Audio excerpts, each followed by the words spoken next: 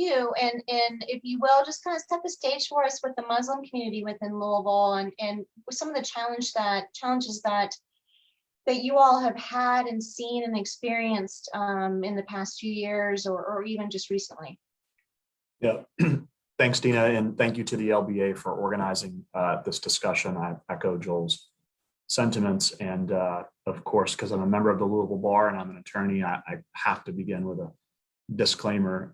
Just to be clear, I'm going to make sure that the views and opinions shared tonight are my own personal opinions and do not necessarily reflect the views of my employer, Churchill Downs Incorporated, its subsidiaries, and those affiliated. So now that we have that out of the way. So prejudice, hate, discrimination has plagued humanity for centuries, and the unique issues facing the Muslim community, to which I proudly belong, with respect to civil rights abuses, discrimination. It's not a recent crisis, nor did it begin after the horrendous terrorist attacks of 9/11. But Islamophobia, what I define to be closed-minded prejudice against or hatred of Islam and Muslims, certainly accelerated post 9/11. The perpetrators not only hijacked physical planes to carry out their hate, but unfortunately, they simultaneously hijacked the faith of nearly 2 billion overwhelmingly peaceful, law-abiding Muslims found throughout the world, or stated differently, nearly 1/4 of the world's population. So let's rewind a little bit. The Council on American Islamic Relations, or CAIR, CAIR as it's commonly referred to, is America's largest Muslim civil liberties organization with affiliate offices nationwide. CAIR began documenting anti-Muslim incidents following the 1995 attack on the federal building in Oklahoma City, when some commentators initially blamed Muslims for the bombing.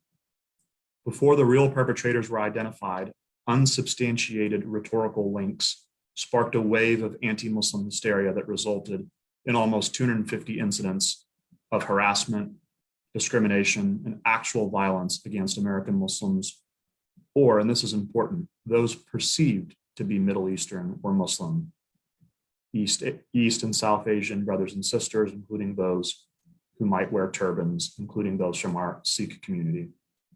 Every year since then, CAIR publishes its findings of Islamophobic incidences, including its first comprehensive Islamophobia report in connection with UC Berkeley's Center for Race and Gender in 2010. These reports are detailed and they're accessible online, but I wanted to spend a few minutes opening with what has brought us to this point, a point where there's a need for a civil rights organization focused on a particular faith group in America, one that traces its own history to this country, America, dating back to the 16th century.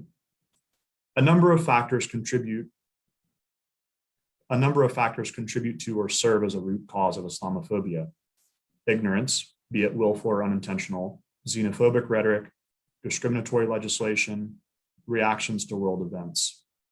Though certainly explanations as to why Islamophobia exists, in no way should this be confused or acceptance or a justification.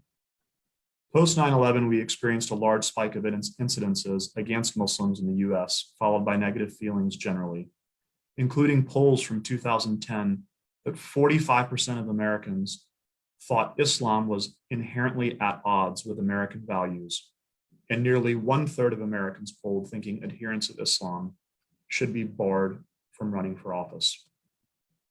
What type of message does that convey to our American Muslim population? To kids going through our school systems with their own hopes, dreams, aspirations.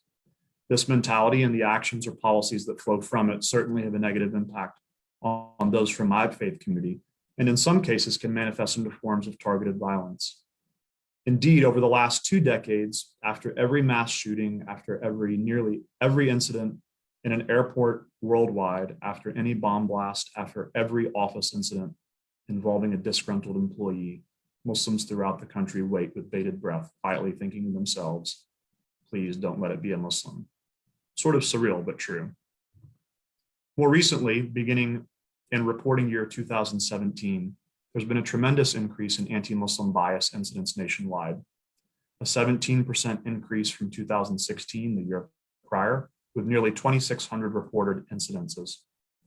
The executive order barring the entry into the US of individuals from several Muslim majority countries was signed on January 27th, 2017. Over the course of that year, CARE recorded 464 incidences pertaining to the Muslim ban. So what do these so-called incidences look like? Well, there's harassment, non-violent, non-threatening incidents of bias, which comprised roughly 14% of the cases in reporting year 2017.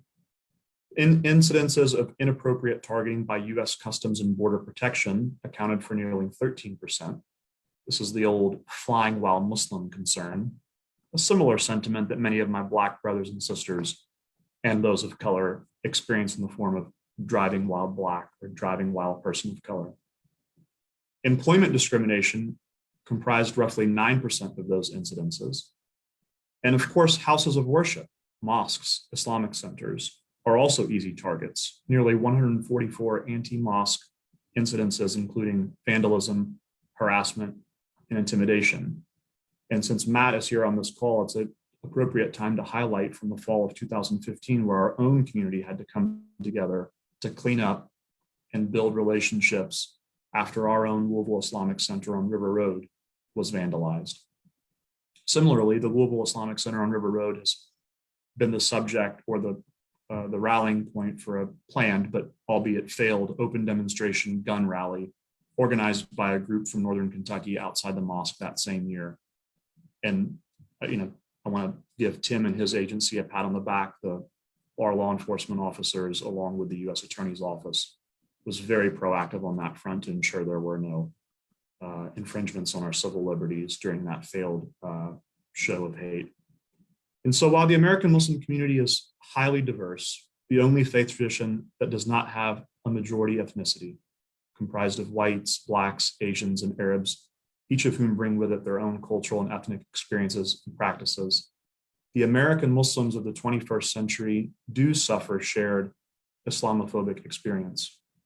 A Pew survey from 2019 revealed that 82% of Muslims report being subjected to some discrimination in the US today.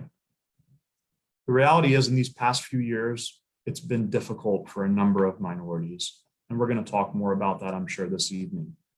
Microaggressions, inflamed rhetoric, discriminatory policies, late night talking heads, the opinions of pundits seeking viewership rather than the actual objective discourse make it difficult for nearly every American Muslim. And it certainly underscores the continued importance of events such as this, and organizations like the one I belong to and serve on the board of, Muslim Americans for Compassion, which, as Dina correctly noted, engages the community through interfaith, environmental, philanthropic outreach initiatives to promote educational activities and events. And so I'm sure we'll continue this conversation, but that was just sort of a snapshot of perspective that I hope to bring tonight and that we can hopefully continue. I'll defer the rest of my time. Thanks, Dina. Thank you, Oz.